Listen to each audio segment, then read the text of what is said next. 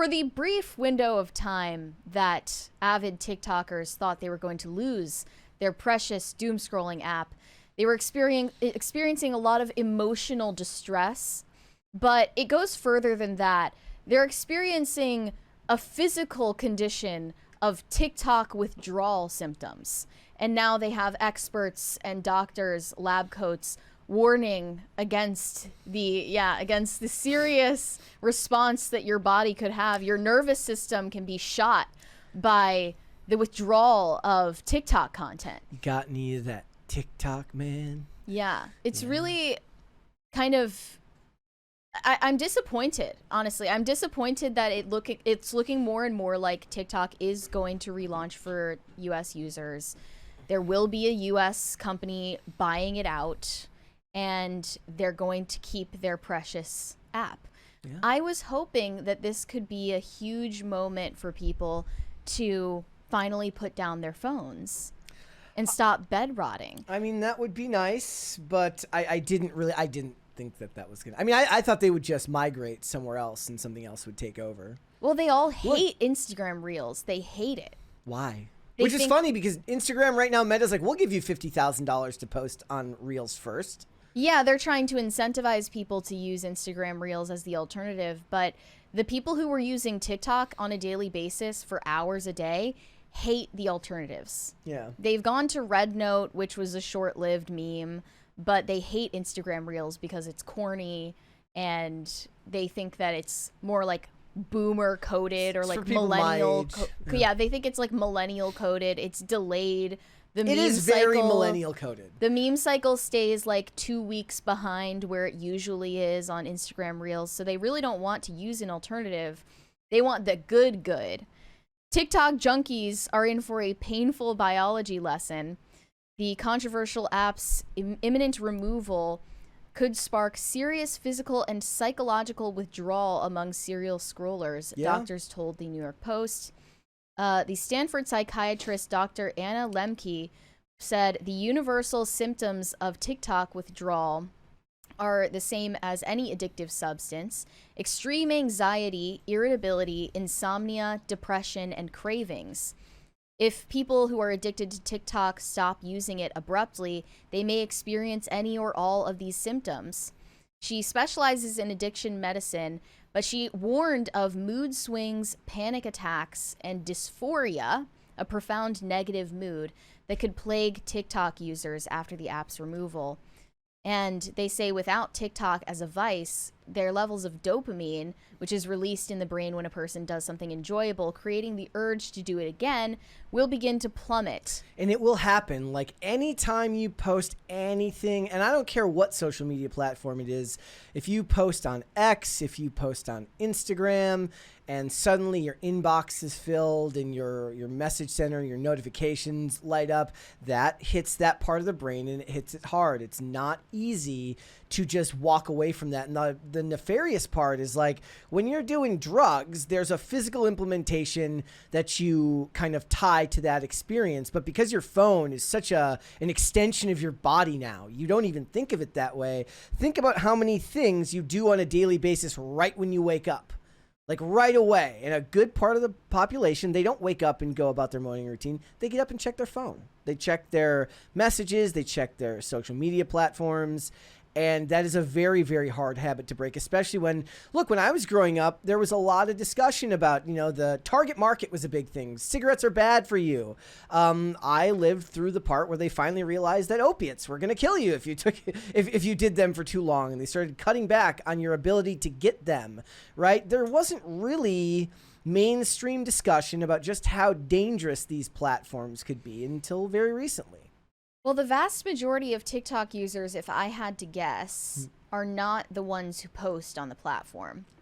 They're the ones who just scroll. No, the ones who post on the platform almost have like a more understandable issue to me, which the ones who are making money doing it, having your entire career upended, which is why so many people talk about how you have to diversify.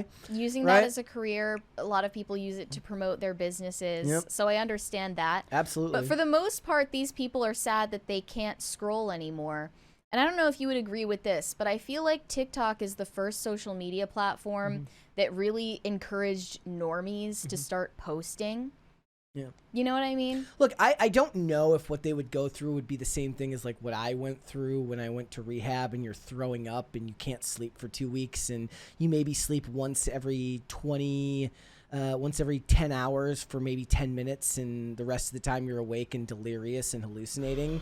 As I've always said, an experience I wouldn't wish on my worst enemy, that feeling. On the edge, pins and needles, can't sit still, every minute feels like 5 hours. It's the worst feeling in the entire world. It's not going to be like that, but you do anything repeatedly for a long period of time, and there are going to be consequences when it's just abruptly cut off. Well, what they're looking for when they scroll TikTok, sadly, is not to laugh. Yeah. Have you noticed that? What do you mean? Like, I feel like most of the posts that you see on these platforms are not made to they're not made to lighten your mood.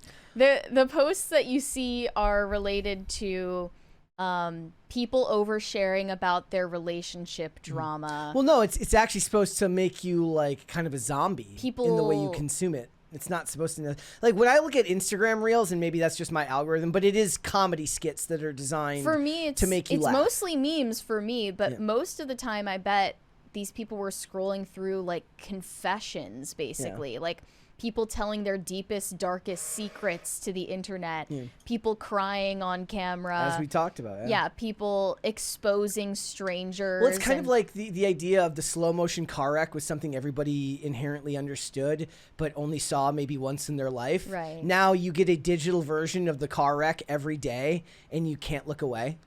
One TikToker complained that her life was falling apart in response to the removal of TikTok. It's really not fair that they're banning TikTok. I know it's dramatic as hell that I'm crying. I know it sounds dramatic to say I don't know what I'm going to do without TikTok. Was this a creator really don't know or who a I'm consumer? A consumer, but they were posting about it. Okay. But they say, I don't know who I'm going to be without TikTok. Yeah. People have wrapped their entire identities I would imagine inside that these platforms.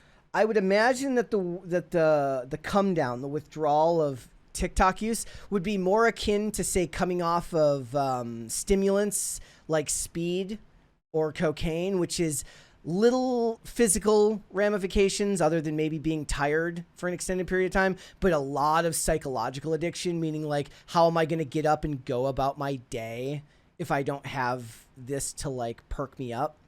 It's going to be like, how am I going to go on a date if I can't go on TikTok and look up date ideas? How am I going to get my fill of gossip if I can't go on TikTok and hear somebody complain about the worst first date they ever went on? I don't think those are even the types of things they're looking for when they open the app. I think that people are worried about how they're going to dissociate.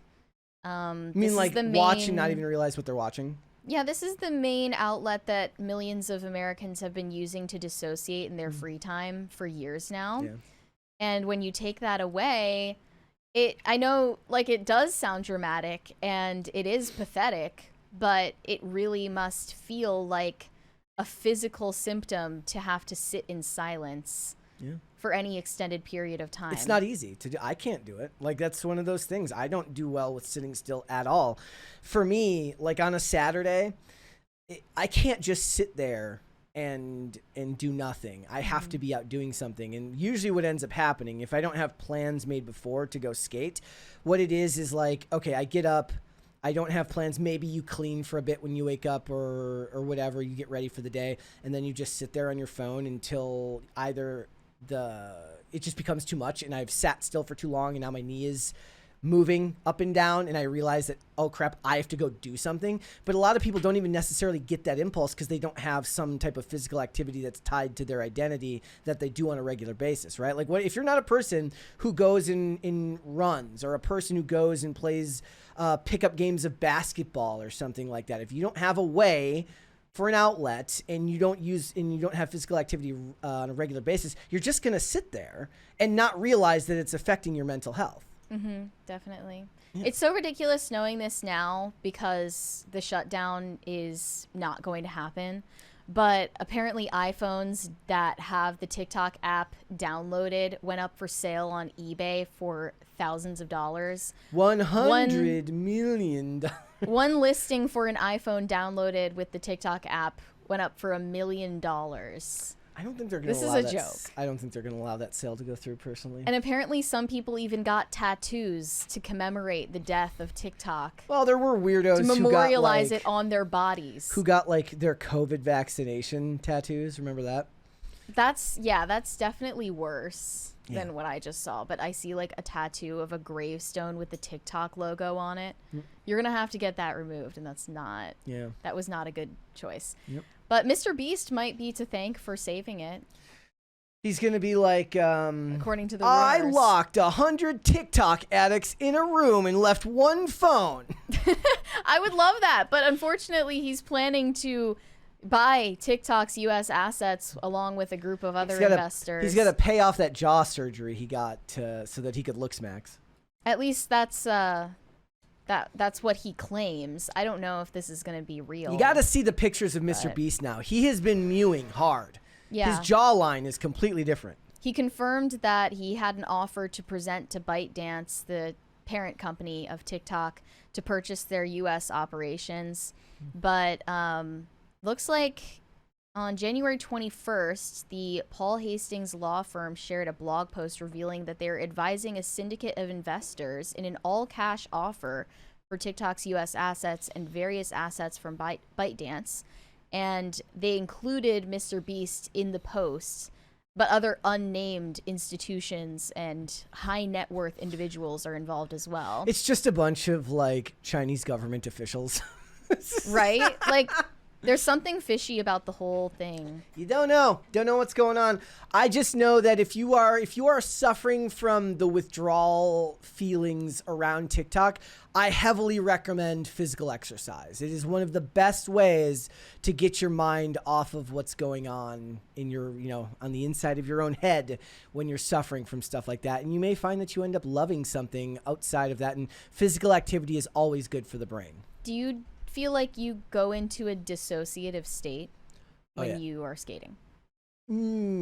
Yes, in a lot of ways. Mine is connected more to, it's really funny. It's very interesting because to me, most of the time when you grow up skating, you're going out with your friends and it's a whole group of people going out at one time. So it's a mixture of both sport and social activity. But as we've all gotten older, not everybody has time to go out with their friends. Everybody's got jobs, they've got kids, they've got stuff going on. So even before COVID was a thing, I was skating alone just because my friends lived in other areas and we just didn't have time to skate outside of maybe on the weekend. So I made a lot of content by myself, and it got to a point where it actually got weird for me to then start skating again with people because I am so ADD. Mm-hmm. I do have such a hard time concentrating on what I'm doing that when I'm with other people, I lose focus and I'm just socializing rather than actually skating. But for me, there is a zone that you get in when you're doing it that means that you're focused 110% on what you're doing. Now, that's not even the best session necessarily. Sometimes the best session is like a mixture of great physical activity, skating on a regular basis. If you're in a place where you can do it, you can skate a ledge by yourself and there's nobody there to kick you out or bother you. Listen to music, do it in between, looking at your phone and stuff like that. There's a pretty perfect mixture that you can find there, but that's not how social media works. Is that no phone time for you? Usually, yeah. I mean, I listen to music while I'm skating, but I'm not, posting. I'm not like looking at. Would you be Instagram. able to do it without music? Yes. That would be fine. I can. I don't like to, but Yeah. this is a bone of contention between me and Olivia because I always have it in the right ear, but it's not like it's the only thing I can hear. It's barely loud enough. Yeah. I basically live with like a background track going all the time. You're in the Brett movie. Yeah. Thanks for watching. Listen to full episodes of Pop Culture Crisis on Spotify. Keep up with us on social media and make sure you subscribe and ring that bell so you never miss the show. Bye, guys.